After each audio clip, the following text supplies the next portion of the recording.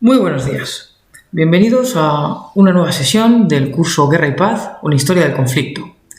Después de haberle dedicado la primera sesión a la introducción teórica y a la justificación de por qué una historia del conflicto, y de haber visto la semana pasada que los griegos no eran tan racionales y filosóficos como nos podía haber parecido, en la clase de hoy vamos a adentrarnos en las brumas míticas y en la construcción histórica del Imperio Romano.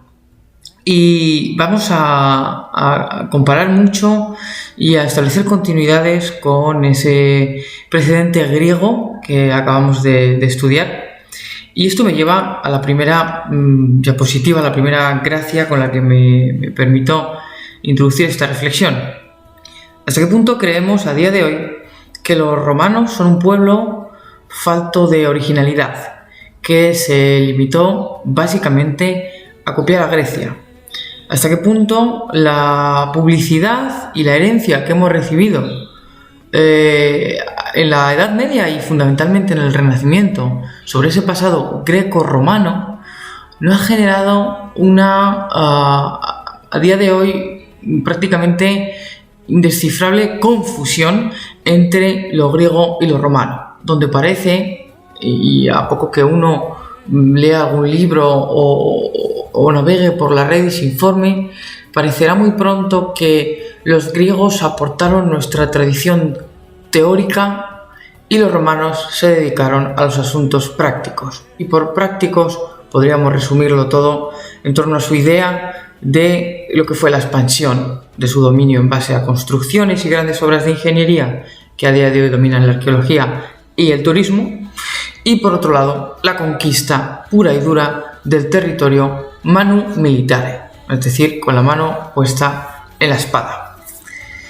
Esto sería una especie de binarismo en el que, insisto, hemos simplificado la verdadera naturaleza de Grecia y de Roma.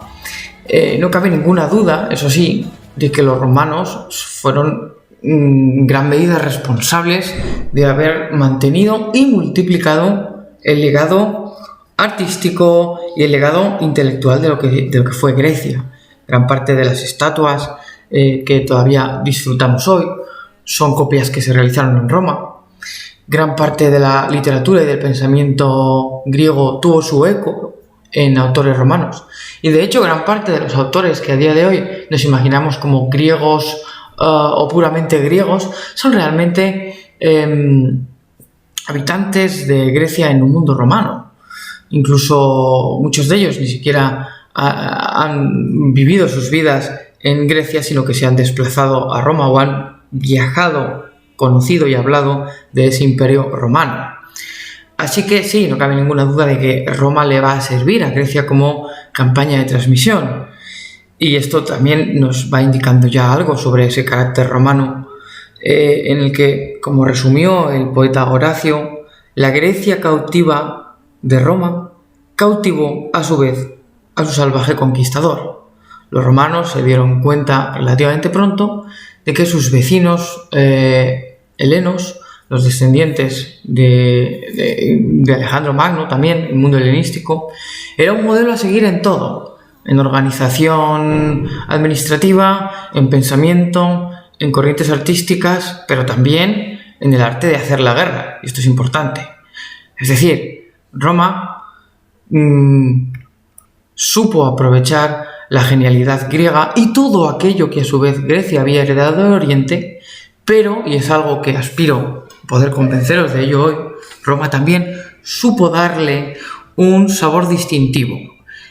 Insistió y se centró en otros aspectos y fundamentos, muchos de ellos originales también, de lo que significa crear un dominio cultural y, en menor medida, si lo queréis, político. Y aquí el ejército romano, y por tanto la visión de la violencia y la aceptación del conflicto, jugaron un papel consustancial que, no obstante, debemos también matizar. ¿Por qué? Porque a día de hoy podemos tener también la tentación de resumir el pasado romano desde dos visiones bastante, diríamos, anacrónicas. Esto que voy a comentar ahora lo veremos con mayor fuerza aún la semana próxima en la sesión que dedicaremos a la gestión de la violencia en la época medieval. Me refiero a las leyendas negras y a las leyendas rosas de determinados periodos históricos. Y aquí el periodo que supone el dominio romano es uno de estos momentos de la historia donde los seres humanos hemos encontrado difícil no tomar partido.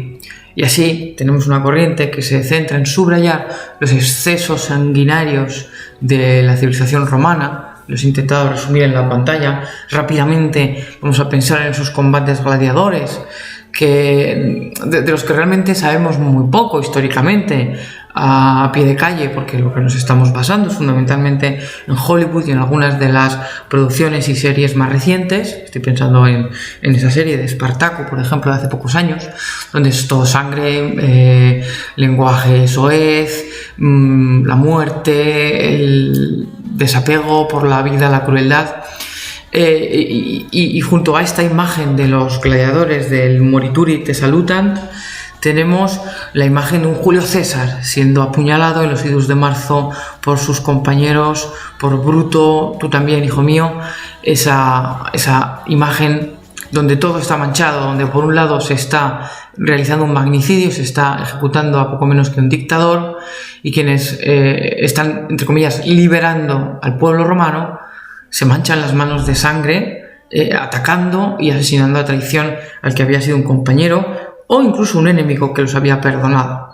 Pero es que si uno escarba aún más en la historia romana, no tarda en encontrar otra gran cantidad de líderes, emperadores, reformadores, que también conocieron la muerte en las callejuelas intrincadas de Roma, en el foro o en los espacios privados de los palacios imperiales. Y por si esto no fuera suficiente, y en conexión a esa arena del circo, nos encontramos con los martirios de los cristianos fundamentalmente, pero más en general, el trato cruel y sanguinario que los romanos daban a todos aquellos que se imponían a su autoridad, ¿no? Con los distintos castigos físicos y ejecuciones públicas. Una de las más conocidas, por motivos más que evidentes en una cultura cristiana como la nuestra, la de la crucifixión. Sin embargo, todos estos hechos que tienen un pozo absolutamente real. Los romanos organizaron juegos de gladiadores sangrientos, los romanos se asesinaron entre sí y los romanos castigaron con especial ejemplaridad a sus opositores en todos los niveles. Pero no hicieron nada que no hicieran esos mismos estados o territorios vecinos. Y por otra parte, algunas de estas imágenes populares de Roma pues no han dejado de ser tremendamente magnificadas, ¿no? Porque, bueno, a pesar de que, por ejemplo, los emperadores romanos gastaron gran cantidad de recursos en la celebración de esos juegos, si uno lee más al respecto descubrirá cómo el combate de gladiadores se acaba organizando más bien como una especie de deporte profesional de alto riesgo en el que en general esos gladiadores expertos combatientes se cuidan mucho de perder o quitar la vida al vecino tan fácilmente como puede sugerir el cine, y sin embargo se reduce el uso, diríamos, sangriento, mortal de ese combate para la ejecución de prisioneros. Una ejecución que otras sociedades, como la griega o, como veremos la semana que viene, la medieval, también realizaban con todo el morbo y el carácter público tradicionalmente asociado a este tipo de castigos. Pues bien, por aquí iría esa visión más bien sangrienta, tremenda del pasado romano.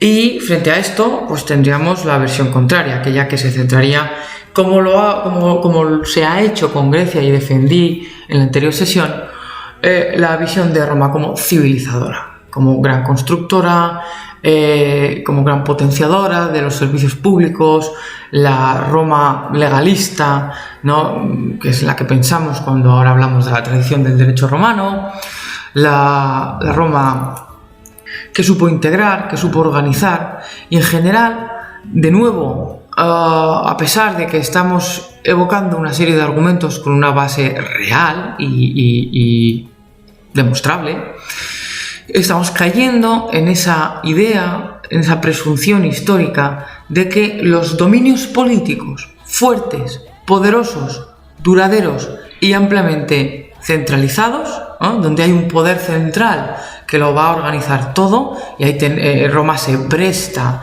a esta visión porque su historia parece la de el perfeccionamiento de un poder individual que va a ser el del emperador.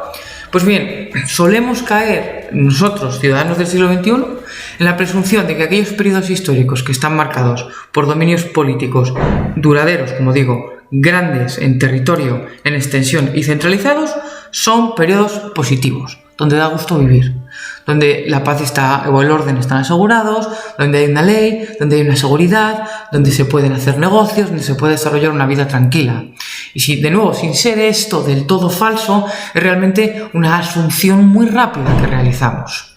Porque precisamente los periodos de la historia protagonizados por grandes imperios como el Imperio Romano han causado también gran destrucción y sufrimiento y han podido generar grandes desigualdades sociales. Mientras que otros periodos, de los que sabemos menos en la historia, porque quizá había más fragmentación entre los poderosos, han podido conocer épocas de menores guerras y donde la gente de a pie ha vivido, pues, si no más segura, sí más despreocupada, ¿no?, de estos alardes de los grandes imperios. Frente a estos dos paradigmas, yo propongo una relativización. Vamos a conocer cómo surgió y se consolidó Roma, sin acelerarnos en nuestras consecuencias, sin tener la necesidad de decir si Roma fue buena o mala para los romanos y para las personas que gobernó, porque posiblemente, según a quien preguntemos y cuándo, fue tanto lo uno como lo otro. Pero veamos qué pensaban los romanos sobre sí mismos o cómo se concebían. Pues veréis, lo cierto es que una de las diferencias entre Grecia y Roma es que Roma no posee una mitología a la manera del sistema griego de dioses, héroes, generaciones y aventuras que todos conocemos en mayor o menor medida. Roma, en todo caso, acogió bajo su seno toda esa tradición de narraciones y de historias griegas, muchas de las cuales contribuyó a mantenerlas y a hacérnoslas llegar. Estoy pensando, pues, en los trabajos de Ovidio, en las Metamorfosis, etc. Pero a lo que voy, Roma propiamente como tal no construyó una mitología en el sentido de narraciones de amores y de odios y de enfrentamientos entre dioses y entre héroes, sino que lo que se dedicó a hacer durante los primeros siglos en los que empezó a generar fuentes escritas, estamos pensando, pues, en el siglo III o en el siglo II a.C., es una revisión de su propia historia. Y la historia de Roma en sus orígenes es por necesidad mitológica. La mitología griega, primera diferencia sustancial con respecto a Grecia, gira en torno a lo que sería la visión que los romanos tenían sobre su propia historia. ¿Y cuál era esta visión? Pues en cierto modo, también como sus vecinos helenísticos, era la visión de un pasado marcado por la violencia y por la agresividad. Si tenemos en cuenta, por ejemplo, que los autores romanos conectan los orígenes de Roma con una lejana tradición de fundadores perseguidos y de guerreros enfrentados entre sí, pensamos, por ejemplo, en Eneas, que Eneas es un troyano que huye de la destrucción de la ciudad por los griegos, en esa Ilíada de la que hablamos la semana pasada, y navegando por el Mediterráneo buscando una nueva ciudad en la que instalarse, fundará una ciudad cerca de lo que hoy es Roma, donde llegarán a nacer los famosos Rómulo y Remo, ¿verdad?, que acabarán siendo los fundadores de Roma. Así que aquí tenemos ya una reflexión interesante. Roma nace a partir de los descendientes de los refugiados de una ciudad arrasada por la fuerza de las armas y de las llamas. Entonces, primera idea sobre la manera de ser romana. cuando ellos mismos se contemplan de la siguiente forma: nosotros los romanos podemos venir de cualquier otra parte. Y no importa la baja extracción social que se tenga, porque cuando Rómulo funda Roma, acepta en ella, abre los brazos a todas las personas, incluso aunque sean criminales o personas de baja moralidad, prostitutas, campesinos pobres, todos ellos son bien recibidos en Roma. Y por lo tanto, Roma se eleva como una ciudad abierta, de un modo que no lo había sido ninguna de las antiguas ciudades-estado griegas. Puesto que lo primero que aprendemos con esta mitología romana es que los primeros romanos eran extranjeros, frente a ciudades como Atenas, donde los atenienses surgen literalmente, según sus mitos, del suelo. Por otra parte, si contempláis la imagen inferior, veréis a los dos hermanos fundadores, a Rómulo y Remo, enfrentándose en un duelo a muerte, puesto que dice también la tradición romana que cuando Rómulo fijó en la tierra lo que serían los límites, el pomerium de la ciudad que pretendía fundar, su hermano Remo le desafió al cruzar esa línea de tierra que había trazado. Eso llevó a un enfrentamiento fratricida en el que Rómulo daría muerte a Remo.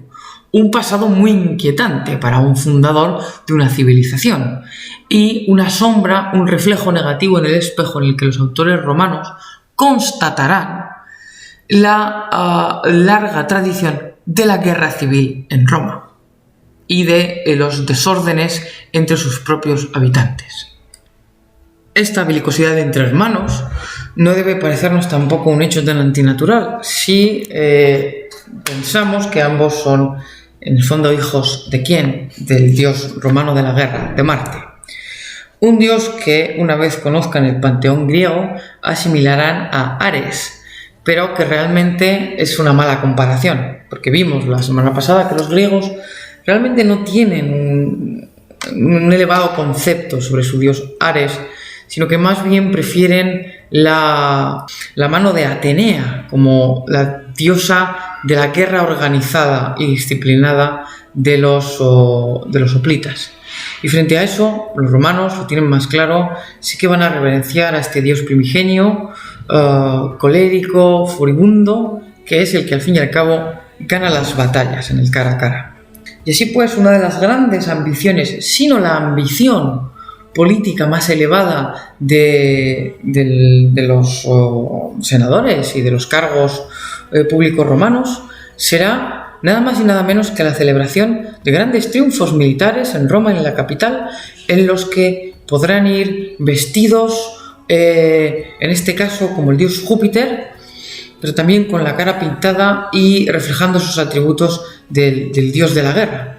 Y es significativo esto también, que una de las principales aspiraciones políticas de un romano esté tan estrechamente conectada con la guerra y con la invasión.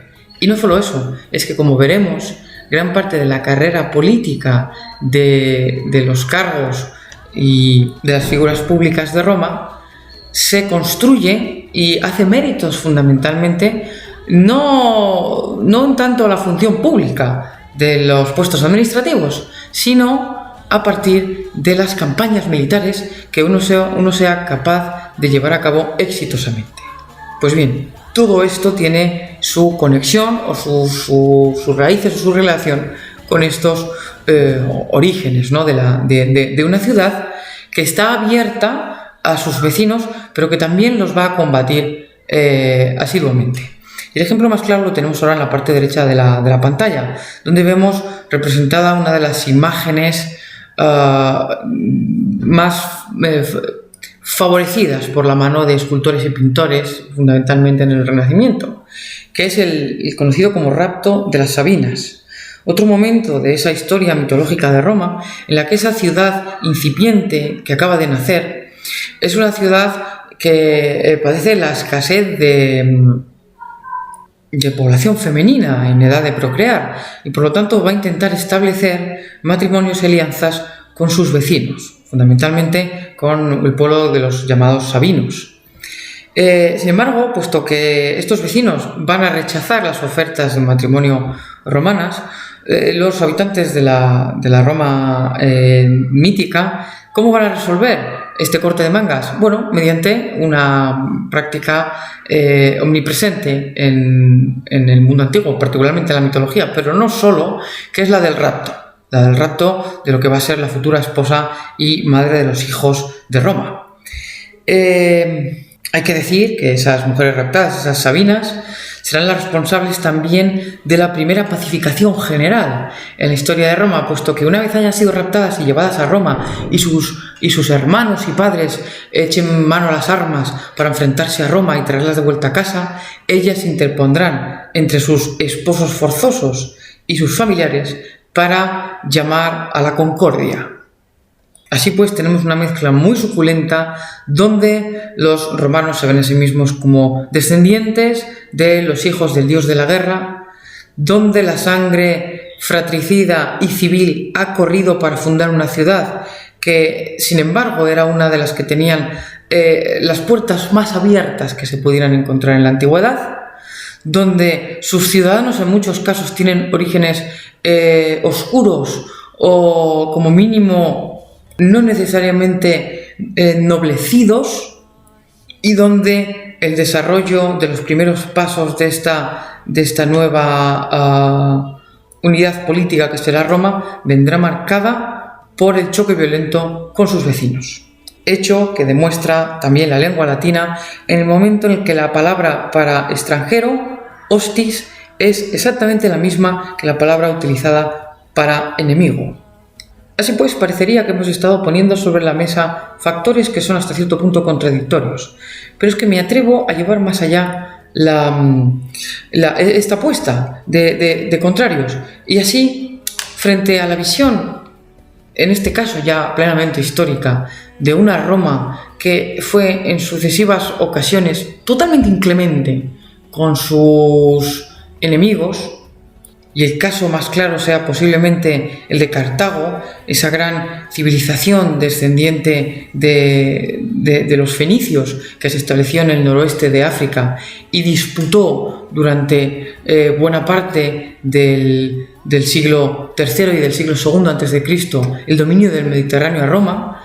Roma acabó demostrándose absolutamente feroz frente a este rival, porque después de haberle derrotado en la famosísima Segunda Guerra Púnica, en la que se enfrentó con Aníbal, luego lo volveremos a evocar, en la fecha del 146 a.C., el Senado romano decidió definitivamente destruir los últimos vestigios de la capital de Cartago, con el mismo nombre, y sobre las cenizas y los escombros de esta ciudad arrasada, cuya población había sido masacrada, echaron, es uno de los episodios más conocidos, echaron sal, ¿no?, sobre ese campo sembrado de ruina y cadáveres. Y lo resumo en la pantalla con esta frase atribuida al orador y furibundo anticartaginés Catón el Viejo, un célebre orador romano que acababa siempre sus discursos repitiendo estas palabras: Cartago debe ser destruida, Cartago debe ser destruida. ¿Por qué? Porque su sombra, la posibilidad de que renazca, y era una ciudad que había renacido después de las pérdidas que sufrió en esa Segunda Guerra Púnica y había logrado pagar muy tempranamente las reparaciones de guerra a la que le sometió Roma. Pues bien, Roma no puede permitirse, es lo que resume esta frase, tener rivales tan poderosos, y por eso se va a mostrar absolutamente inclemente. Y sin embargo, este pasaje de la historia romana, que confirmaría la visión de Roma como un gigante sanguinario y destructor, tenemos esa noción que también hemos heredado de la Pax Romana, ese gran periodo de equilibrio y de estabilidad que se produjo desde después del asesinato de Julio César, luego hablaremos de ello más, hasta bien entrado el siglo II de nuestra era, un periodo en el que Roma no conoció, o más bien selectivamente, periodos demasiado prolongados de enfrentamiento o las guerras civiles y los desórdenes que sí que había conocido antes. ¿Con cuál de las dos cosas nos quedamos? Tenemos que quedarnos con las dos, puesto que las dos forman parte de lo que supuso ese dominio romano. Más disparidades. La idea, para nada falsa, de que Roma es ante todo una sociedad esclavista, que los fundamentos de su economía se basan en la institución de la esclavitud, y no hay mayor, desde nuestro punto de vista actual, mayor agresión y mayor crueldad que esta, la de tratar a nuestros similares como objetos. Y sin embargo es al mismo tiempo una de las sociedades que mayor porcentaje de esclavos liberados tiene, y una de las sociedades en las que este paso a la esclavitud goza de mayor tasa, diríamos, de reversibilidad, si lo puedo decir así, donde algunos de estos esclavos, que han llegado a serlos por conquista, por nacimiento, por deudas, logran ahorrar o ganar los favores suficientes de sus amos para recuperar su estatus como persona no sometida a otra. Que tengo más ejemplos de este choque, ¿no?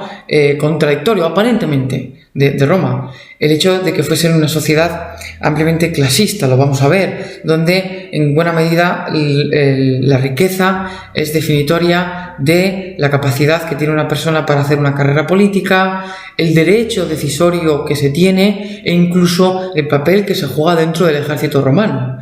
Y frente a esta realidad, el hecho de que Roma, el adjetivo de lo romano, bajo el paraguas de sus alas, incorporó una de las variedades étnicas, o por usar la palabra de moda, multiculturales, más extraordinarias y variadas de nuestra historia. Esto no quiere ser un alegato que apueste por la coexistencia pacífica, ¿no? Ni muchísimo menos. Roma conoció desigualdades y enfrentamientos sociales y culturales muy importantes, pero hubo esa cohabitación en Roma de un modo que en la historia pues no ha sido tan frecuente como nos podría parecer, y es otra muestra de ese carácter dual de la sociedad romana. Y quizá este sea aún más claro: la sangrienta, sin ninguna duda, persecución cristiana que se va a realizar hasta que sea el propio Imperio Romano el que se convierta al cristianismo y vuelva a las tornas y se comience a perseguir, en este caso, a los paganos, a los no cristianos. Y sin embargo, si alguien lee, se les informa sobre la cultura y la manera de establecer el dominio de los romanos en sus conquistas, hay una tolerancia, o si no queremos usar esa palabra, una asimilación religiosa tremenda, hasta el punto de que en el foro romano se reserva espacio y se construyen templos para traer las divinidades de las potencias y de los pueblos que han sido sometidos. Y sus dioses, lejos de ser humillados o relegados al olvido, se van a incorporar al variado culto público romano. Y por si estos contrastes no fueran suficientes, aún podemos sumar uno más que ya he mencionado, de esa tremenda desigualdad que no va a ser más que crecer, en el que una clase, ese 1% de la sociedad romana, va a ser cada vez más rico frente al 99% que va a ser más pobre. Nos encontramos con, y he variado un poco la frase tópica del pan y circo romanos, incorporado a ese elemento de la ley, con una sociedad que, ha pasado a la historia por ser básicamente el único lugar del Mediterráneo antiguo en el que el Estado romano se hace responsable del aprovisionamiento regular de alimentos básicos a sus ciudadanos más pobres o necesitados. No a todos, pero se calcula que pudo haber 250.000 de pobres en Roma que recibían anualmente grano costeado por el Estado, como una forma también de evitar que la espita social estallase y se produjeran desórdenes alimentados precisamente por el hambre. Y no todo eso, sino que además hay un esfuerzo legislativo también muy particular. Roma jamás se dotó a sí misma de una constitución, ¿no?, legal como la que podemos conocer en la Grecia antigua, o como la que hemos reivindicado en Europa desde las famosas revoluciones liberales. Sí que hay unos esfuerzos por codificar una temprana legislación, son las llamadas leyes de las 12 tablas, pero sobre todo la gran preocupación romana, la originalidad romana, va a ser la que gira en torno a la idea de el concepto de libertas. Veréis, a nosotros, a día de hoy, el concepto que más nos preocupa, aunque luego seamos hipócritas y realmente no lo garanticemos o no lo cuidemos, es ese concepto de democracia, ¿no? A los griegos, lo vimos, el concepto que les obsesionaba era el de la política. Pues bien, para los romanos, todo al final, la relación interna entre unos romanos y otros, la relación con respecto a sus vecinos e incluso la relación con respecto a sus dioses, la manera de entender la religión romana, se resume bien con la idea que podemos tener de lo que supone un contrato.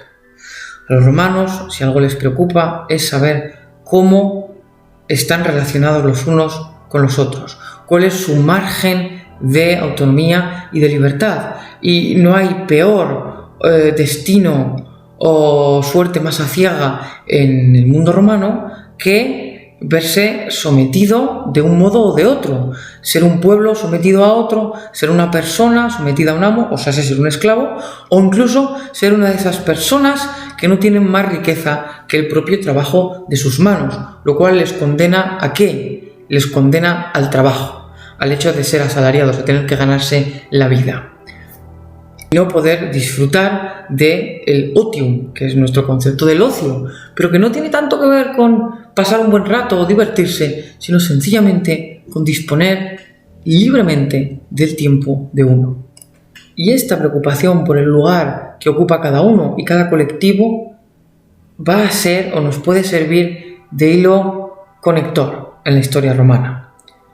Así, no vamos a poder profundizar en ello porque yo solo quería perfilarlo.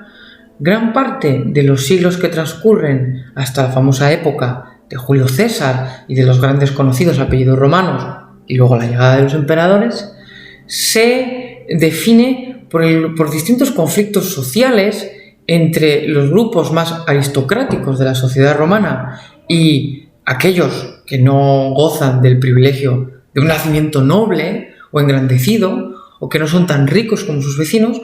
Pues bien, la historia romana se decide en torno a ese conflicto por decidir cuáles van a ser las relaciones entre clases. Y los romanos, y esta es su gran originalidad, que a la vez es caótica y confusa, van a generar una serie de instituciones que a veces toman la forma de cargos públicos y que a veces toman la forma de leyes puntuales.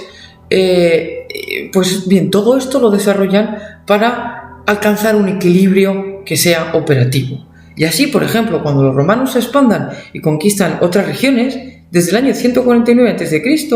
existe en Roma capital un juzgado permanente de lo penal con el objetivo de indemnizar a los extranjeros y concederles el derecho de reparación, ¿no? y daños y perjuicios contra los posibles abusos y extorsiones que hayan recibido de la parte de esos gobernadores o de esos dominios romanos. Por otra parte, la mayor parte de esa población empobrecida romana, la plebe, logrará a lo largo de estos siglos figuras como el tribuno de la plebe o espacios políticos como la asamblea plebeya en los que alcanzar poder decisorio, en el que definir cómo se están relacionando con esas élites aristocráticas que en un principio en Roma y en la mayor parte de las sociedades antiguas y tradicionales son las que llevan la batuta. Así, la política romana en ocasiones ha sido denostada porque no adquiere un único adjetivo, un único epíteto, ¿no? Como puede ser, pues en la Atenas clásica, la democracia, en la Edad Media, la monarquía. No, Roma alcanza un sistema que se va a conocer ya desde la antigüedad como un sistema mixto, en el que hay formas de relacionarse que nos recuerdan a los reyes, las figuras de los cónsules, que seguro habéis oído hablar, que eran grandes líderes políticos y militares, pero tenían que ser elegidos, tenían un mandato que terminaba y eran colegiados, o sea, sé que eran dos, no uno solo, siempre había alguien vigilando, ¿no? Que una única persona no tuviera todo el poder. Y frente a esta herencia, en cierto modo, monárquica, existe el Senado, que ya he mencionado, que es una institución que se acabará haciendo estable y que tendrá un papel muy importante en la discusión, por ejemplo, de la política exterior romana, y aquí hay una herencia aristocrática. Pero al mismo tiempo, también he hecho alusión a ello, está ese pueblo que ha logrado cargos y espacios de decisión, que no durarán para siempre, pero que siempre formarán parte de la noción romana de la política. Y aquí hay un reflejo de esa democracia griega que vimos en la sesión de la semana pasada, que ni estuvo tan extendida ni estuvo exenta también de sus propios problemas. Y con todo esto acabo mi larguísima introducción, porque Roma lo merece. Es mucho más compleja de lo que nos pueda parecer. Y como ha sido tan longeva en el tiempo, prácticamente 1000 años, bueno, incluso más tiempo, el Imperio de Occidente y el Imperio de Oriente, no digamos ya, casi 2000 años de extensión dan para mucho. Desde luego que para mucho más que simplificar y concluir únicamente que los romanos se dedicaron a copiar a los griegos.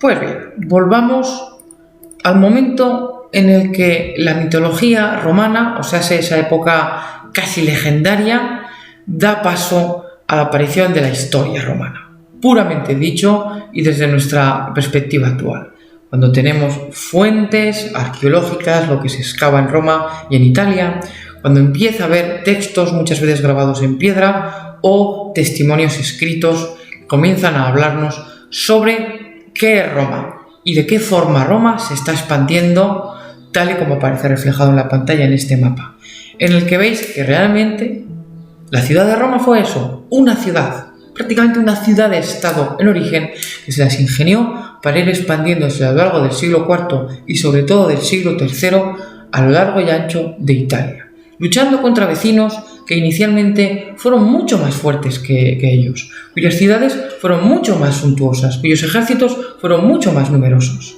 Y cuando Roma logró derrotar a todos estos pueblos, aún se enfrentó a los nuevos imperios que comenzaba a conocer en su expansión mediterránea, que eran fundamentalmente dos. En el sur de Italia, en la llamada Magna Grecia, los antiguos colonos griegos que habían llegado desde la Grecia continental y que se habían establecido fundamentalmente en torno a Sicilia, esa gran ciudad de Siracusa.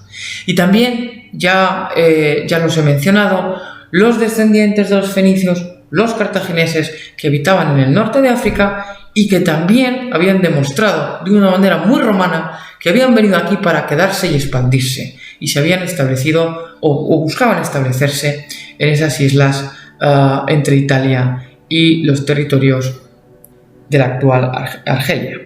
Pues bien, ¿cómo hizo Roma para someter a tantos vecinos y a tantos imperios rivales que, si hacemos una comparación histórica, habían parecido mucho mayores y mucho más fuertes?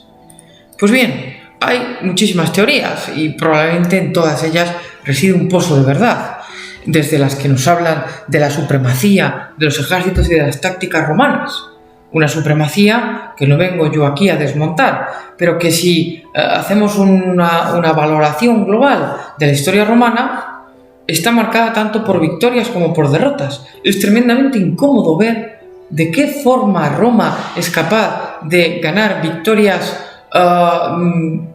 definitivas sobre sus enemigos para unos años después perder de un modo estrepitoso, casi bochornoso, frente a otros enemigos. Y en cuanto a sus tácticas, a decir la verdad, nadie sabe muy bien a día de hoy cómo luchaban los ejércitos romanos. Se conocen muchas cosas, los nombres que les daban a sus formaciones de combatientes, hay teorías sobre cómo podían desplazarse en la batalla, conocemos bien el equipamiento militar que tenían, pero no era realmente muy distinto al de sus vecinos. Pensemos que los romanos heredan su forma de hacer la guerra también de los griegos, una vez los conocen al llegar al sur, o se inspiran en sus vecinos, en esos etruscos, latinos, sabinos, samnitas que aparecen en el mapa, que a su vez también se habían inspirado en los griegos. Por tanto, este factor, sin llegar a ser nunca descartable, no parece tan definitivo. La capacidad material también ha sido puesta sobre la mesa. El hecho de que Roma con el correr del tiempo demuestre que puede ser derrotada en una batalla, pero es extraño derrotarla en una guerra sostenida. Y sobre esto volveremos. Y este factor, que ya es algo más abstracto, comienza quizá a dar más claves y más pautas para entender por qué Roma se cae, pero por qué Roma siempre se levanta. Y esto conecta con la mentalidad, con la manera de ser del pueblo romano que ya he perfilado en la anterior diapositiva, ¿no? Y que tiene mucho que ver, y es algo tan importante que vamos a dedicarle la lectura del texto de nuestro estudio de casos semanal, y tiene que ver con la forma en la que Roma somete a sus pueblos vecinos. Tan pronto comienza a beneficiarse de victorias, Roma alcanza un compromiso entre el sometimiento y la destrucción del contrario, que sería la visión más agresiva de un vencedor sobre un vencido, al otro extremo, que sería algo así como no conquistar territorios, no tener ningún tipo de pretensión de expansión imperial. Y esto es algo que Roma demuestra muy pronto, que no está entre sus prioridades. Roma, fundamentalmente a partir del siglo IV, y no sabemos muy bien por qué, si porque recibió una serie de invasiones de galos procedentes del norte, comienza a volverse muy desconfiada de sus vecinos y comienza a postular que la mejor defensa es un buen ataque. Y esto tiene que ver con un aforismo latino muy conocido a día de hoy, el del estadista Vegecio, que decía aquella frase de si vis pacem para bellum, si quieres la paz, prepárate para la guerra. Roma se da cuenta de que precisamente porque está rodeada de vecinos tan hostiles o más que ella, debe espabilar, si me permitís decirlo así, debe organizarse rápidamente para tener siempre un as en la manga y evitar perder aquello que más valoraba, y ya os lo he dicho, que es la libertas. No quiere Roma estar sometida a terceros y por lo tanto va a buscar siempre la manera de garantizar que tiene la forma de resistir esa destrucción, ese sometimiento. Y por tanto, según obtenga victorias, y todos los pueblos obtienen victorias y todos los pueblos obtienen derrotas, Roma plantea una nueva originalidad, que es el hecho de decir, bueno, a las personas que yo derrote las voy a integrar de cierto modo que tendremos que negociar. Y insisto, esto lo trabajaremos después en nuestra lectura, pero Roma a lo largo de los siglos pondrá sobre la mesa un amplio abanico de estatus de pueblos conquistados.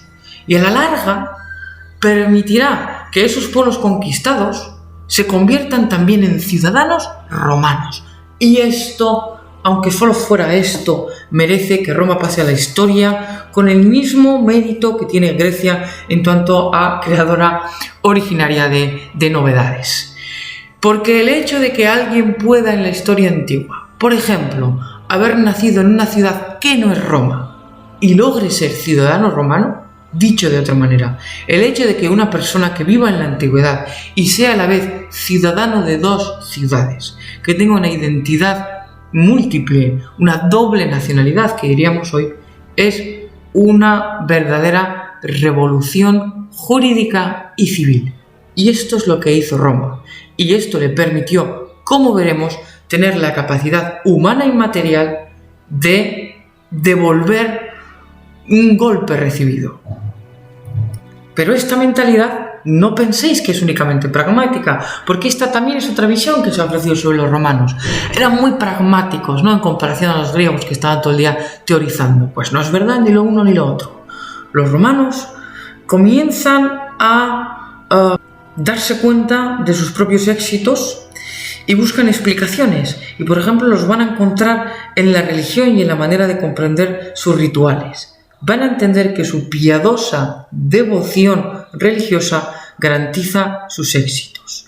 Y van a poner como prioridad en su visión de la religión esto: hagamos bien nuestros rituales, que el Estado, donde se confunden las funciones religiosas, se confunde todo en el Estado romano, la función militar, política y religiosa, el Estado debe garantizar que la relación con los dioses los nuestros y los de los demás, sea adecuada para que nos favorezcan, para que la fortuna nos favorezca y nunca andemos en malos pasos y nunca acabemos siendo esclavos de terceros. Y el ciudadano romano, que es piadoso, realmente cree esto y va a demostrar esta piedad.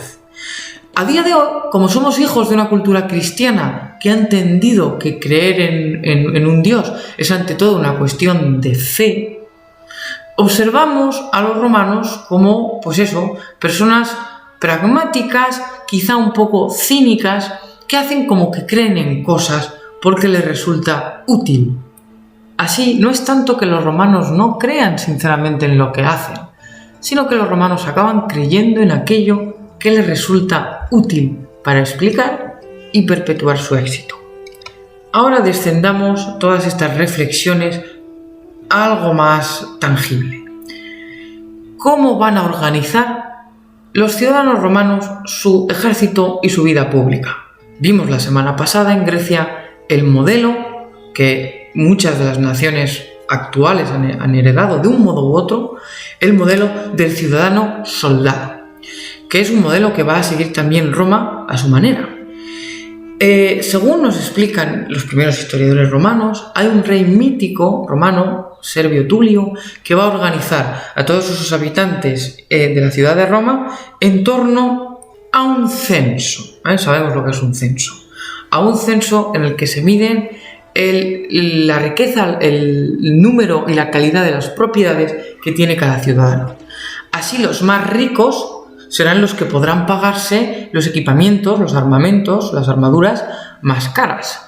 Y serán, podemos presuponer, los que mejores garantías tengan de sobrevivir a un combate y ser los que mejor luchen en él, porque tienen un mejor equipo.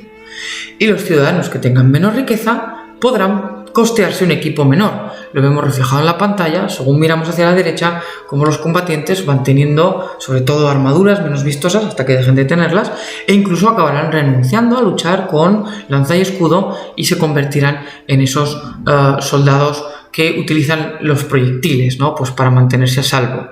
Hasta aquí veríamos un reparto de las clases sociales, o en este caso de las clases militares, fundamentado en la riqueza que se posee, de nuevo en consonancia al modelo griego que estudiamos.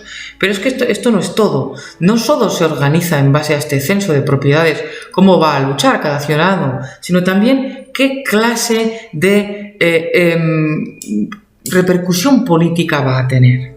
Así, el ejército romano tradicional había estado compuesto en 193 centurias.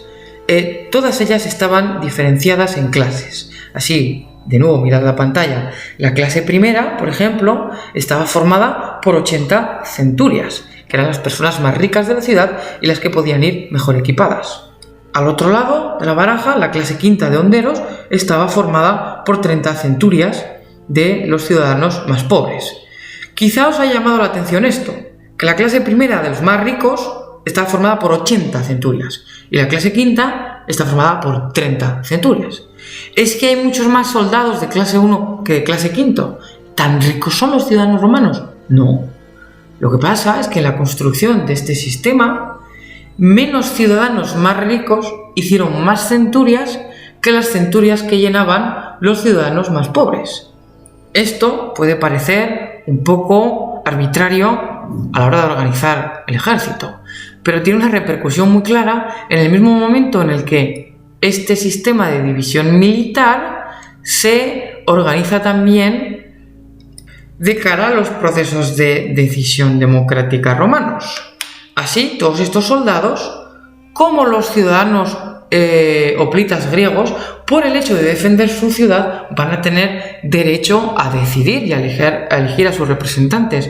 Pero no todos los votos valen igual, porque cada centuria romana, y lo repito, hay centurias que están formadas por muchas más personas o por muchas menos, cada centuria romana tiene un único voto. Así que el voto de la clase primera, puesto que son 80 centurias, van a ser 80 votos. Mientras que la clase quinta de honderos, que son muchísimas más personas, pero solo forman 30 centurias, pues solo van a tener 30 votos. Así los romanos confirman otro no de sus prejuicios, no lo llamaría prejuicios, sino de otros de sus rasgos de carácter, de sus maneras de comprender la sociedad, que la riqueza aporta no solo la capacidad de luchar más y mejor y de ser por lo tanto más valioso militarmente, sino que la riqueza también aporta responsabilidad política. Este es un ideal patricio, es un ideal conservador que tienen los romanos, pero que hemos tenido los seres humanos hasta hace 4 días y que seguimos teniendo. Y es el hecho final de aceptar que la desigualdad es consustancial a la especie humana. Y por tanto, en base a este pensamiento, los aristócratas romanos y la mayor parte de los escritores romanos entienden que lo que es una aberración sería lo contrario, aceptar que la masa de los menos válidos valga igual o incluso más, que la minoría de los más valiosos. Este es un concepto muy griego y vuelve a ser un concepto muy romano.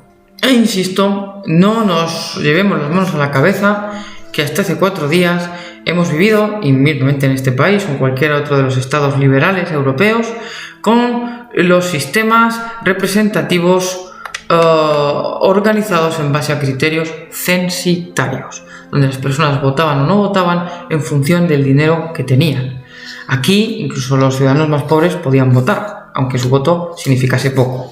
Y fijaros, eso sí, que en todo momento estoy hablando de ciudadanos, que hay personas que no tienen la categoría ciudadana en Roma como no la tenían en Grecia, que las mujeres no están votando, que los extranjeros no están votando y que los esclavos definitivamente no están votando.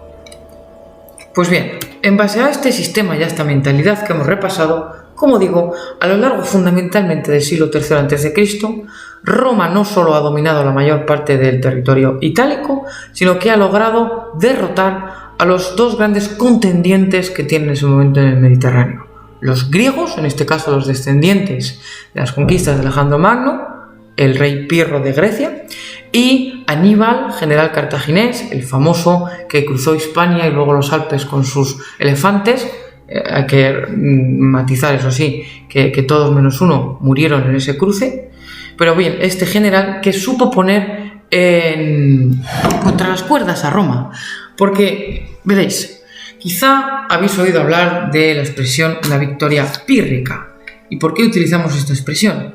Porque el rey Pirro, durante los años que peleó en Italia contra los romanos para defender a sus aliados griegos al sur de Italia, que se veían asaltados por esos mismos romanos, durante esos años de combate, el rey Pirro realmente nunca perdió una batalla, sino que salió ganando. Lo que pasa es que en su balance final perdió muchas más tropas que los romanos y se vio con mucho menos dinero y con muchas menos posibilidades de reclutar nuevos ejércitos. Algo parecido, o incluso de un modo más llamativo, le pasó a Aníbal, que no solo fue derrotando a los romanos en batallas donde su estrategia y su movilidad fue muchísimo mayor, sino que en una célebre, para los romanos triste, batalla conocida como Cannas, con 2 Ns, fue capaz de rodear, derrotar y aniquilar prácticamente a 60.000 ciudadanos soldados romanos. Y sin embargo, Aníbal, después de derrotar a un ejército gigantesco de romanos, aparentemente fue incapaz, no tuvo la decisión de lanzarse sobre la ciudad de Roma y someterla definitivamente, hasta el punto de que se le reprochó, o así ha quedado recogido en la historia, que sabía provocar victorias pero no sabía aprovecharlas. ¿Qué tal si le damos la vuelta a esta baraja y razonamos que en base a lo que hemos visto anteriormente, en base a ese espíritu romano de por un lado no ser para nada pacífico, sino que en un entorno de vecinos belicosos serlo tú más y dominar a tus contrarios, pero al mismo tiempo incorporarlos con promesas de precisamente que en base a su aportación militar van a poder alcanzar derechos políticos y siempre, y no lo he mencionado y es muy importante, la posibilidad de obtener un jugoso botín? En base a esas promesas, Roma logra tener siempre un plan B y un plan C y nuevos ejércitos que reclutar para oponer a sus rivales.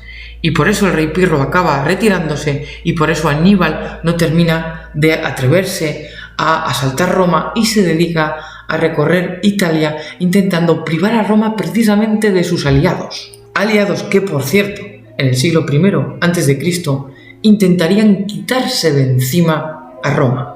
Esos pueblos itálicos sometidos a lo largo de los siglos, en el año 91 a.C., protagonizarán la Bellum Socii, mal traducida como guerra social, la guerra de los aliados, en la que Roma acabará venciendo de nuevo por los pelos, como vence muchas veces Roma, y les ofrecerá la ciudadanía plena, y equiparará, o en teoría equiparará a sus aliados, a sus vecinos, con la preeminencia de sus ciudadanos. Hago estas digresiones y estos saltos históricos no con afán de confundiros, sino de subrayar en todo momento que más allá de ese relato épico que se nos ha ofrecido y en ocasiones exagerado de Roma como conquistadora imparable, o todo lo contrario como verdugo imperial que masacra a pueblos que eran muy libres y muy dignos, que aparentemente deberían de ser pacíficos, tenemos un punto intermedio en el que estas grandes potencias se están enfrentando en torno a ver cuál de ellas va a ser preeminente. Y en todo momento para Roma el elemento central es alcanzar los mejores acuerdos, las principales posiciones de fuerza para establecer una relación de poder vertical, pero siempre revisable con sus iguales y con sus no iguales. Sin embargo, esto no significa que el sistema no tuviera fisuras, y precisamente en la segunda mitad del siglo II a.C. comenzarían a verse algunas de ellas. Un ejemplo de esto que digo es la crisis suscitada entre el 133 y el 123 en Roma por los famosos hermanos Graco, que aparecen representados en pantalla: Tiberio Sempronio Graco y Cayo Sempronio Graco. Estas dos personas, durante los años señalados, desempeñaron el cargo de tribunos de la plebe. Este puesto, que habíamos mencionado antes, obtenido como resultado de las luchas y de los desórdenes entre la base popular mayoritaria de Roma, la plebe, y los grupos aristocráticos con mayores riquezas e influencia.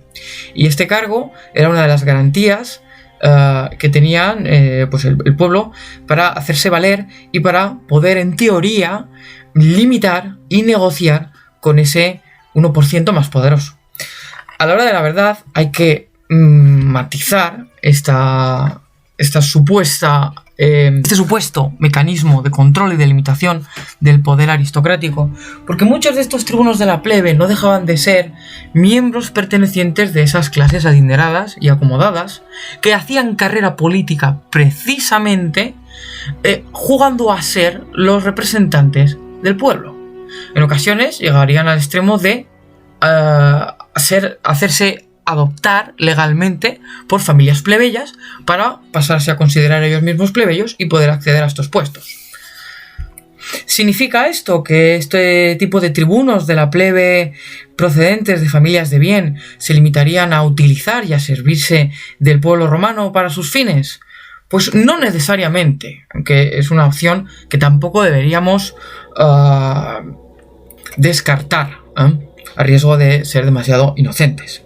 El caso es que, en primer lugar, Tiberio Sempronio Graco, que era nieto de Escipión el Africano, el general romano victorioso frente a Aníbal el Cartaginés en la batalla de Zama, en la Segunda Guerra Púnica, y héroe él mismo de la Tercera Guerra en el asedio contra Cartago, se dice que fue la primera persona que cruzó las murallas.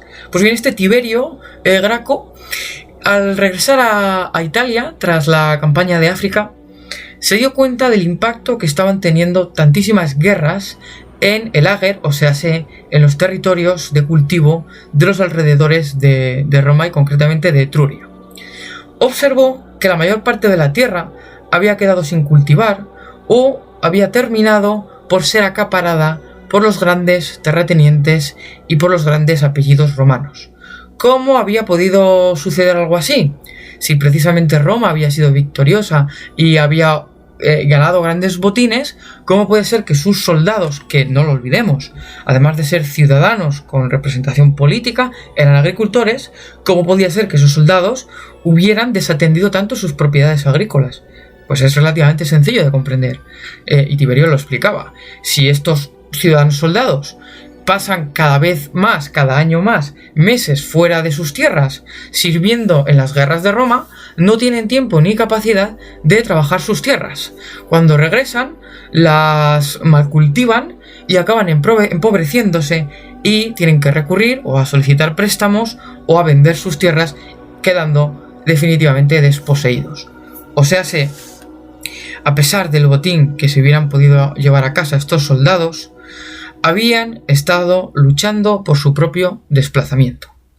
A día de hoy se ha cuestionado esta perspectiva tan dramática planteada por Tiberio, porque los estudios arqueológicos y distintos debates que se han producido sostienen que quizá la situación no era tan tremenda como representaba, pero lo que sí que parece es que en Roma existía en este momento un bastante extendido problema de acceso a la tierra, o lo que se conoce más bien como el hambre de tierras. Muchísimos ciudadanos romanos se estaban volviendo cada vez más pobres, porque no podían vivir de sus tierras, y cuando ejercían como soldados, el oficio de soldado, como hemos visto, era una responsabilidad ciudadana que uno se costeaba, no era un trabajo por el que se recibiera una remuneración.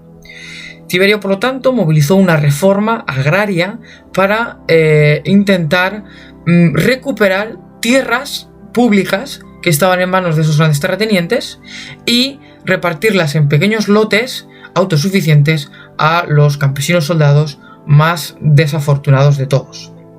No sabemos si su intención era plenamente idealista, si, como se sospecha, podían existir también intereses políticos ocultos, cierta animadversión de cara al Senado.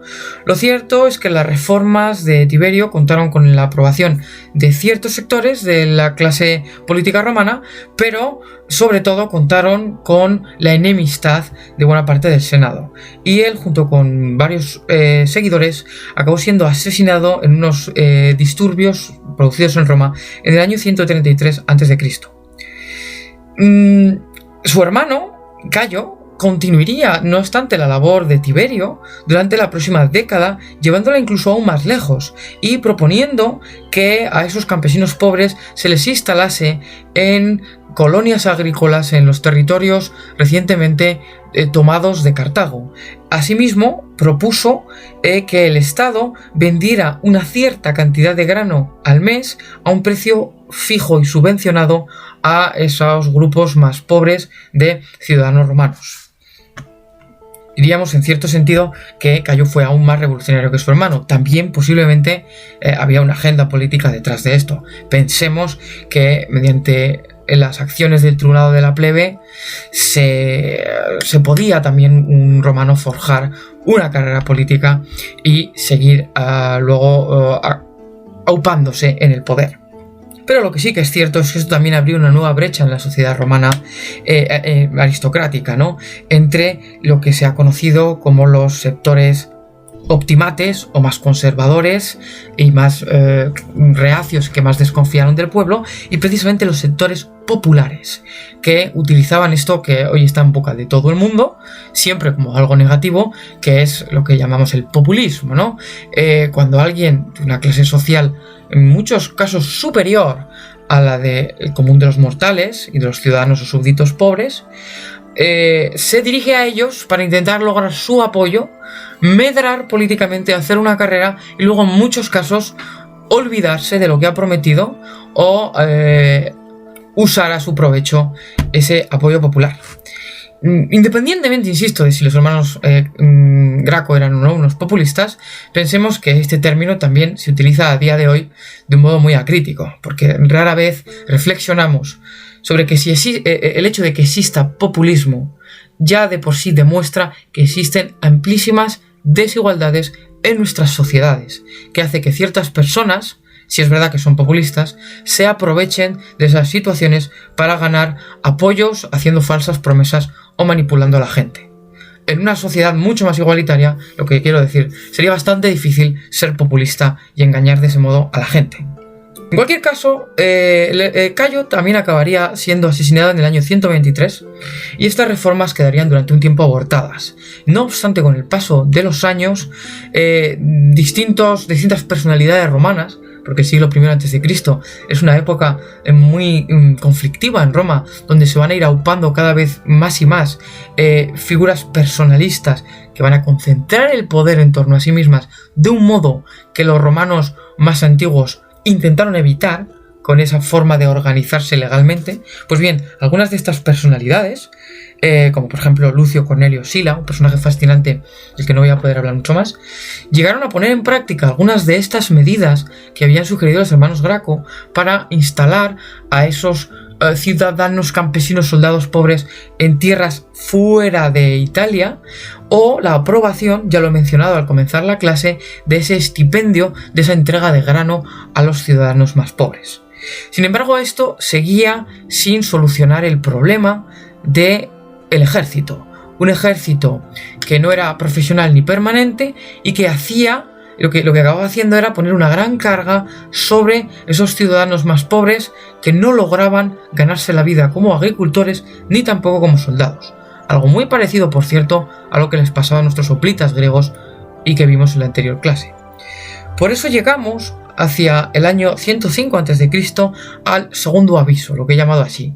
El momento en el que Cayo Mario, una de estas figuras preeminentes que van a acumular poderes e influencias atípicos en lo que había sido el día a día político de Roma hasta el momento, Cayo Mario, que había vencido una serie de guerras en el norte de África contra un enemigo de Roma muy persistente llamado Yugurta, no sé cuál es el nombre, ante una amenaza militar de pueblos galos o de pueblos bárbaros que vienen del norte, propone la creación de un ejército que supone un giro de 180 grados con respecto a esa organización censitaria que los romanos atribuían al mítico rey Servio Tulio.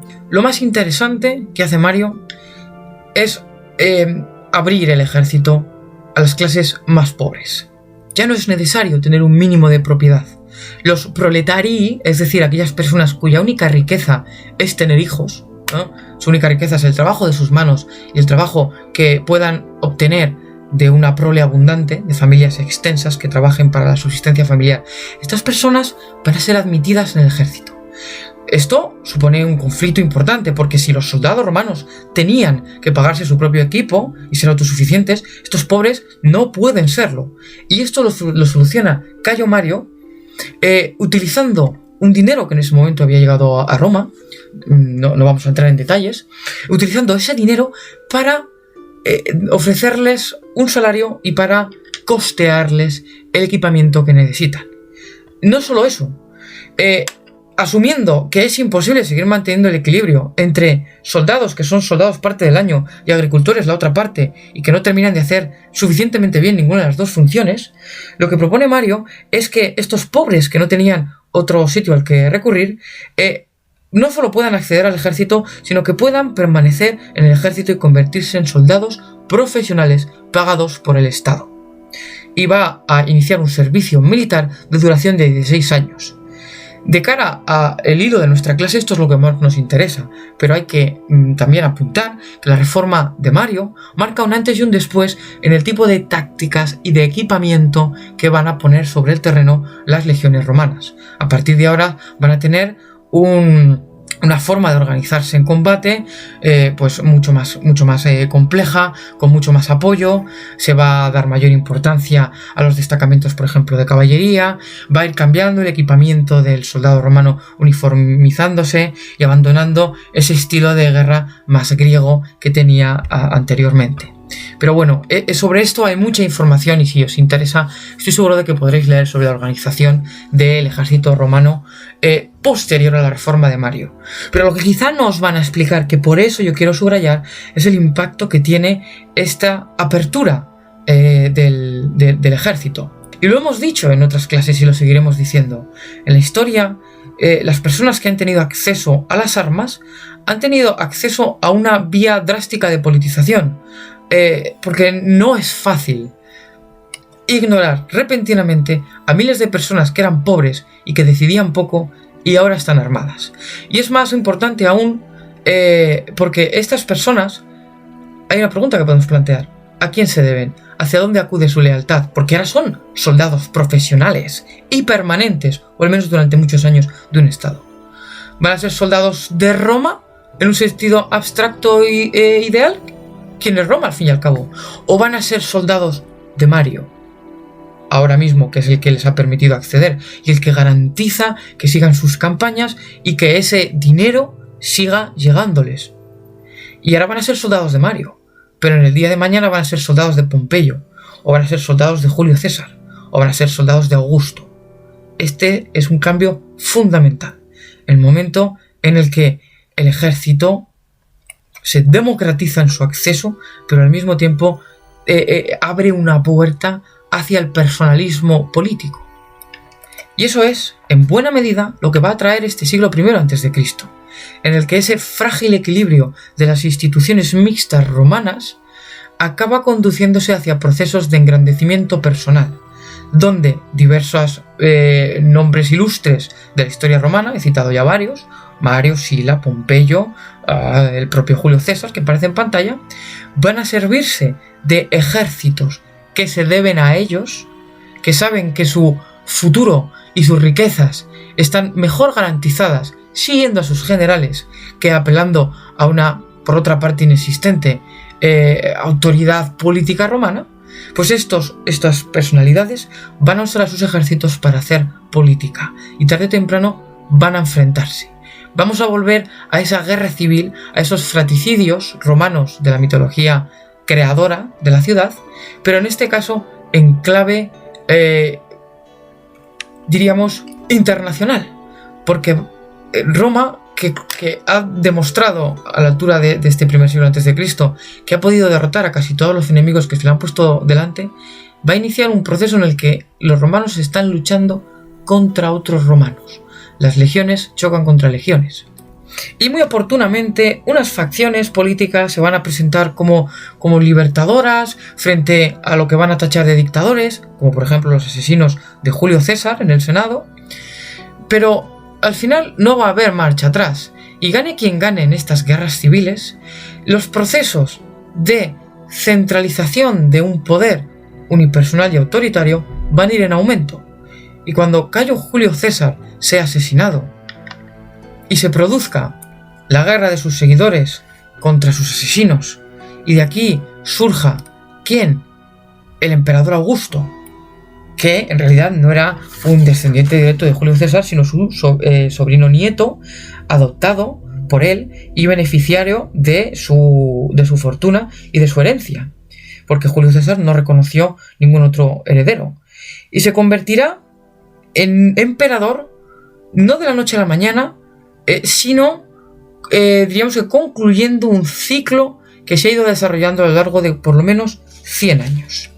Cayo Octavio se hará llamar Augusto, una expresión que si la traducimos significa algo así como el reverenciado, y realizará sobre todo un gran ejercicio de propaganda política para esconder que él ha llegado al poder, utilizando los mismos mecanismos de los que se sirvieron sus enemigos y sus antepasados.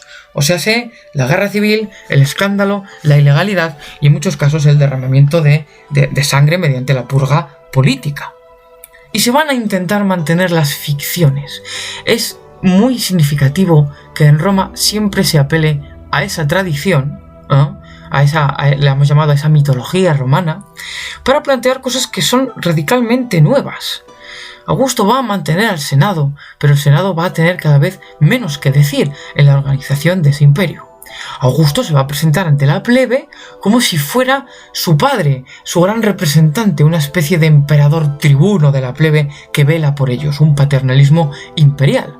Y desde luego hay una clarísima herencia monárquica en la figura de este primer emperador, que va a ser imitada por todos los que vengan detrás y que realmente no va a realizar cambios sustanciales en los equilibrios sociales del imperio, que en todo caso van a ir tendiendo hacia una mayor y mayor desigualdad.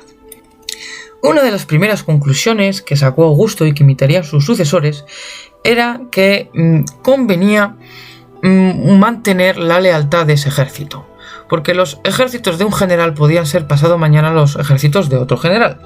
Así que lo primero que hizo fue reducir el número de soldados que había en el imperio e intentar alejarlos de la capital para que no influyeran en la política, y ubicarlos muy oportunamente en las líneas del limes, o sea, de la frontera del Imperio Romano, para que ejercieran también de defensores y de guardias, por así decirlo, de ese circuito imperial. El periodo estándar de 16 años de servicio de Mario lo aumentó a 20 años, garantizando, y esto es lo importante, que en el momento en el que un soldado se licenciase, en el que acabase su vida militar activa, recibiera el pago equivalente a 12 veces una paga anual o el equivalente en tierras. De esta forma se instalaría, por así decirlo, como una especie de soldado jubilado con una granja, y esta instalación se produciría en zonas donde hubiera territorios disponibles, generalmente zonas fronterizas, con lo cual Augusto mataba dos pájaros de un tiro, porque por un lado garantizaba que entre los soldados se crease una dependencia y por lo tanto una lealtad con el imperio, o sea, con él, quitándoles las ganas de participar en cualquier golpe de estado o alzamiento, y por otro sembraba la frontera de tropas veteranas que, si era necesario, podían también volver a coger las armas para defender las fronteras. Pero todo esto era carísimo. La nacionalización del ejército, la finalización del proceso de reforma militar que había iniciado Mario y que termine Augusto, supuso, se calcula, un coste de unos 450 millones de sestercios cada año para mantener, por así decirlo, esas pensiones. Esto es más del 50% de los ingresos que recaudaba el imperio en tiempos de Augusto. O sea, el gasto militar romano es más del 50%. Esto obviamente es muy representativo y no os extrañará que a la larga tenga un efecto negativo sobre las finanzas y la estabilidad del propio imperio. Pero este modelo será imitado al menos durante 200 años sin grandes fracturas. Y no solo eso, Augusto marca la pauta de cuál es, diríamos, el curriculum vitae, si me lo permitís, que un emperador debe cumplir para mantener pues esa ficción de sí misma como padre de la patria. Augusto lo demuestra con sus acciones. Conquistar y engrandecer el territorio. Y podéis ver en el mapa en marrón los nuevos dominios que se consiguieron bajo su reinado.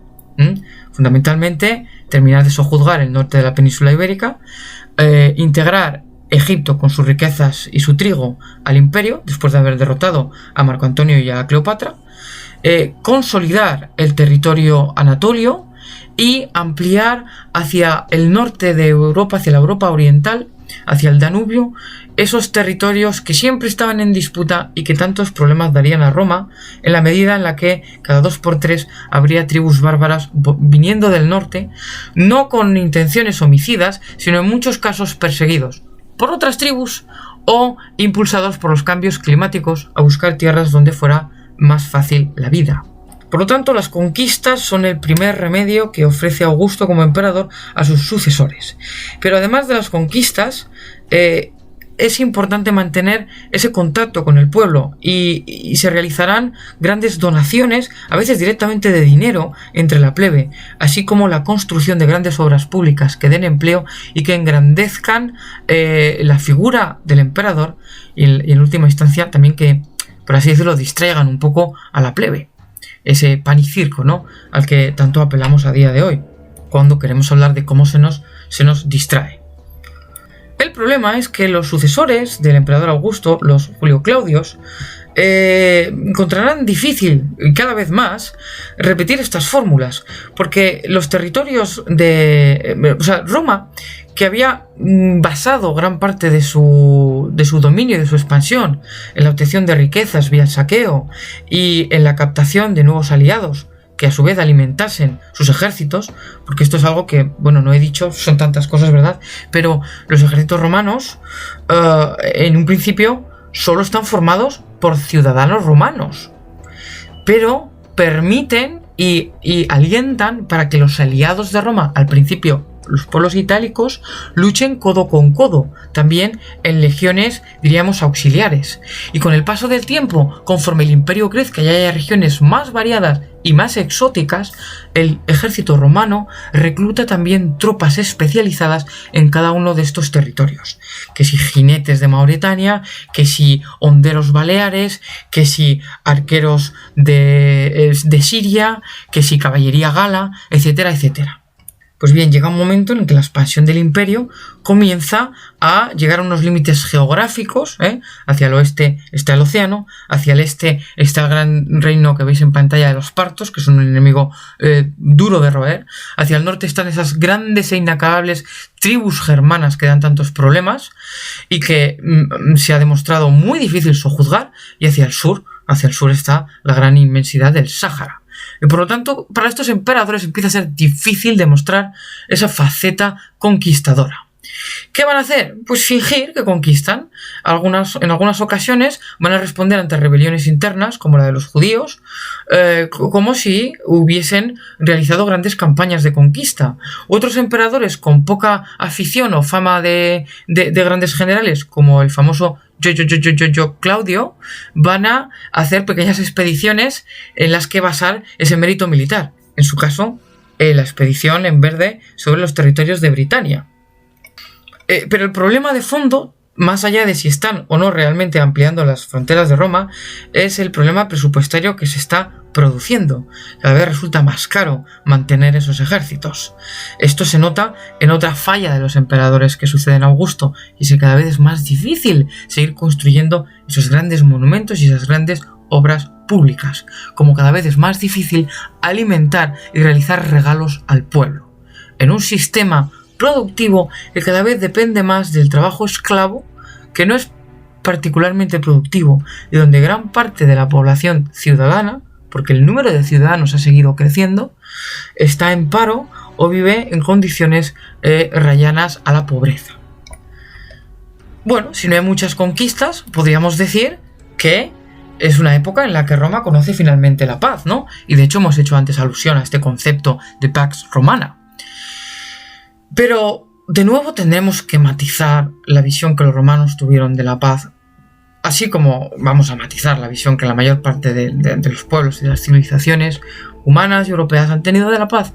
Generalmente no se entiende como quizá la entendamos, o quiero pensar que la entendemos nosotros, como una búsqueda positiva y convencida de la paz como ausencia de conflictos y como intención de evitarlos. La paz romana es una paz armada, es una paz imperial, es una paz conseguida con las armas, es la paz del orden, es la paz de un imperio que ha alcanzado la hegemonía y como ya ha derrotado y ordenado a sus vencidos, ofreciéndoles distintas opciones, este es un tema también muy importante, sin haber hecho alianzas con las élites y con lo que había antes, Roma no hubiera podido evitar rebeliones generalizadas, que nunca las hubo realmente en Roma. Y tampoco habría podido Roma organizar y administrar un imperio tan grande, porque es que en su momento de máximo esplendor, Roma tiene un ejército relativamente pequeño, unos 250.000 hasta 350.000 soldados, es la mitad de lo que tiene el ejército chino imperial de esta misma época, por ejemplo. Y por otro lado, Roma está gestionando su imperio a través del trabajo de una red de unos 200 administradores de élite, gobernadores, cónsules, etcétera, etcétera, y el trabajo de varios miles de esclavos asociados a la oficina imperial. ¿Cómo está entonces manteniendo esa paz Roma? Si no tienes tantísimos soldados como pudiésemos imaginar, y no ha colocado funcionarios en cada esquina, estableciendo alianzas, buscando a las élites locales y ofreciéndoles la posibilidad de volverse romanas, literalmente, de hacerse ciudadanas, de imitar la manera de hablar y de vestir romana, de aceptar su lujo y aceptar los dones de una vida privilegiada. Y esto es lo que acaba construyendo esa idea de paz, no un acuerdo horizontal, de igualdad y de llegar a consensos, no una idea de paz democrática como la que podríamos ambicionar hoy, que no la tenemos por otro lado, sino una idea de paz regulada por un poder superior. Y esto es algo que los romanos nunca habían disimulado, la idea de que la guerra es el motor de la historia y la fórmula última de obtener la paz. Decía este Vegecio, este aforismo latino que habéis conocido y que a día de hoy da nombre a munición a las balas que utilizamos, las Parabellum, ¿no? Famosas, lamentablemente famosas. Decía: si vis pacem parabellum, si quieres la paz, debes prepararte para la guerra. Debes ser más fuerte que tu vecino si quieres encontrar una situación de estabilidad para ti, si quieres que no te dominen, que es esa gran obsesión romana. ¿Significa entonces que los romanos no terminan de ser conscientes de las barbaridades que han podido cometer, de si hay excesos o líneas rojas en su expansión? No es cierto. Hay infinidad de textos que podríamos citar en que los propios autores romanos están reflexionando sobre esto y siendo también muy críticos y muy conscientes del precio en sangre que ha tenido la construcción de este imperio. El propio Plinio el Viejo, es un autor romano célebre por haber muerto, por haberse aproximado demasiado al Vesubio a explorarlo, había escrito que la campaña de Julio César en la Galia era poco menos que un crimen contra la humanidad. Y lo escribía en esa época. Y otros muchos autores, como por ejemplo los observadores, los historiadores de origen griego, Polibio y Plutarco, en épocas distintas. Polibio vive y escribe hacia el final de las guerras púnicas, y Plutarco en cambio está escribiendo en época imperial. Pero ambos realizan un balance en el que intentan explicar cómo Roma ha llegado a ser tan poderosa y qué lazos unen y qué cosas diferencian a los griegos de los romanos. Y algo que van a tener muy claro es que los romanos han sido muy buenos alumnos en materia de guerra y dominación de los griegos, de ese dominio helenístico, de las conquistas de Alejandro Magno, que jamás alcanzaron la unidad política que sí logró el Imperio Romano durante tantísimo tiempo. Tito Livio, el famoso historiador romano, había, y en gran parte el elaborador de esa mitología y de esa historia antigua romana, había tenido que lidiar con esa idea de maldición romana que mencionaba el poeta Horacio y que hemos apuntado aquí cuando los romanos se dan cuenta de que su propia historia nacional está escrita en sangre. Tristemente. Y frente a esto, quizá las plumas más originales son las de Salustio y Tácito, que habían imaginado en diversos momentos al escribir sus historias cómo se habían podido sentir los pueblos derrotados por los romanos. Salustio lo había hecho desde el punto de vista de los itálicos dominados por Roma, y cómo ellos habían visto a los romanos como una especie de ladrones y raptadores de mujeres y conquistadores de sus tierras. Y Tácito hace lo mismo con respecto a esos pueblos que en determinados momentos se van a rebelar contra Roma, como la famosa reina britana Boedica, que será sometida por los romanos. Y ellos comprenden muy bien cuál es la posición en la que quedan esos pueblos conquistados, y en cierto modo son empáticos con ellos. No les sorprende que hayan intentado levantarse ante Roma, y como al realizar estas historias inventan discursos y los ponen en boca de estos rebeldes, que era algo que vimos que también hacían los historiadores griegos para amenizar y darle mayor textura a la historia, se interpreta lo que pudieron decir los personajes históricos, pues Tácito escribía sobre estos rebeldes antirromanos que decían, al ver venir la calzada y la sandalia romana, crean desolación y lo llaman paz. Es una frase muy significativa y muy clara, no solo de las voces críticas que hubo en determinados momentos sobre la barbarie injustificada o los excesos de la guerra.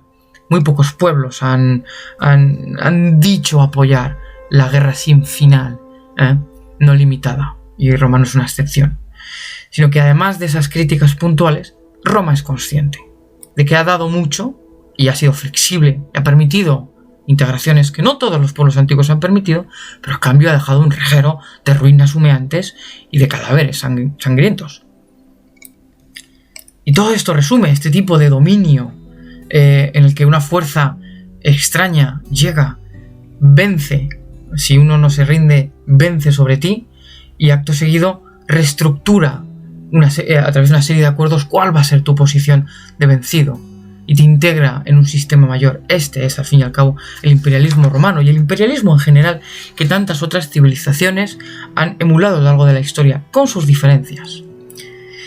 Y con todo esto vamos llegando hacia la recta final de esta clase, que se nos ha alargado un poco, hacia esa caída de Roma, que se ha convertido en muchas ocasiones en un gran cliché, en una simplificación, donde Roma, nos cuentan, en determinado momento se ve barrida por las hordas bárbaras.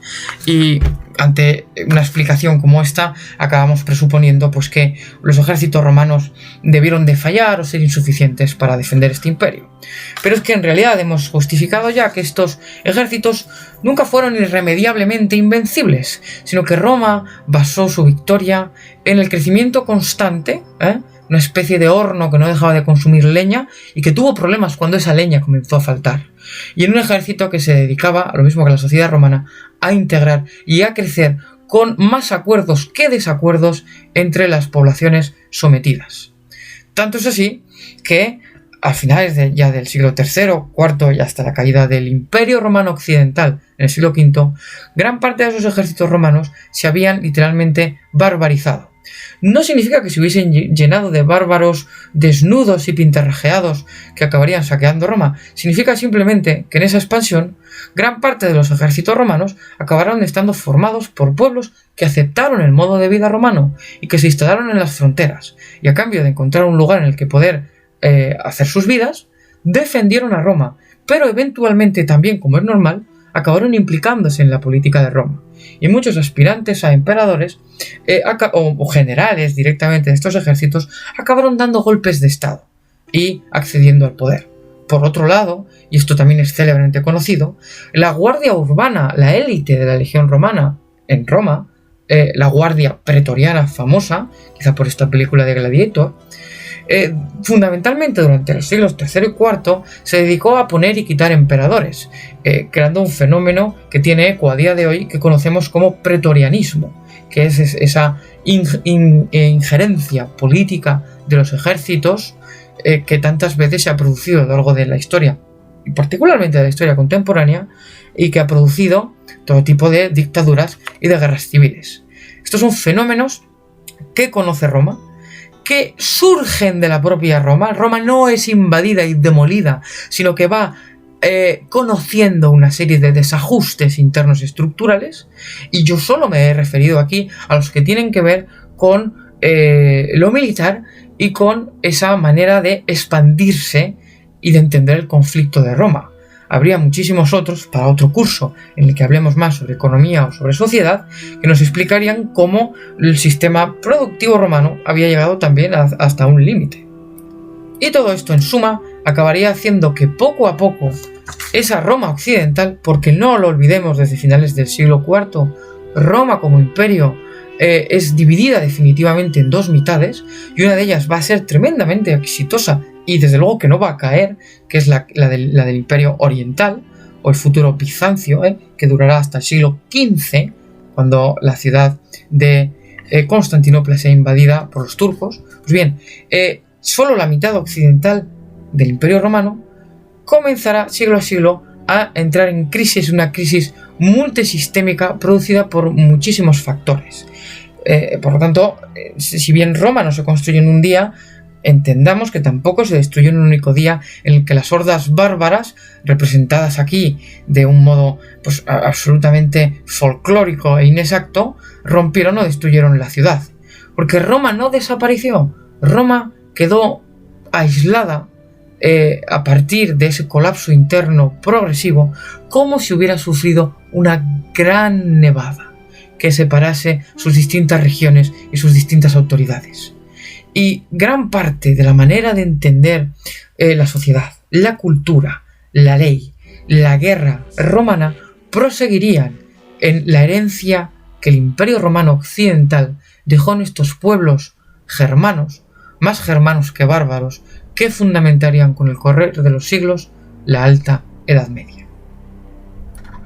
Y con todo esto, ya sí que sí llegamos al final de esta larga sesión, en la que, como siempre, os recomiendo que leáis este maravilloso fragmento de la obra de divulgación quizá más exacta, completa y amena e interesante que yo he leído, que este es el trabajo de Mary Beard titulado SPQR, las siglas que valen por el acrónimo, mejor dicho, de el pueblo y el Senado de Roma, Senatus Populesque Romanum, donde en este fragmento Mary Beard explora ese rasgo tan original de la integración de los pueblos conquistados itálicos por esa Roma floreciente de los siglos IV y III a.C.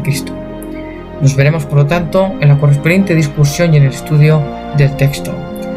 Hasta entonces, que paséis una muy buena semana.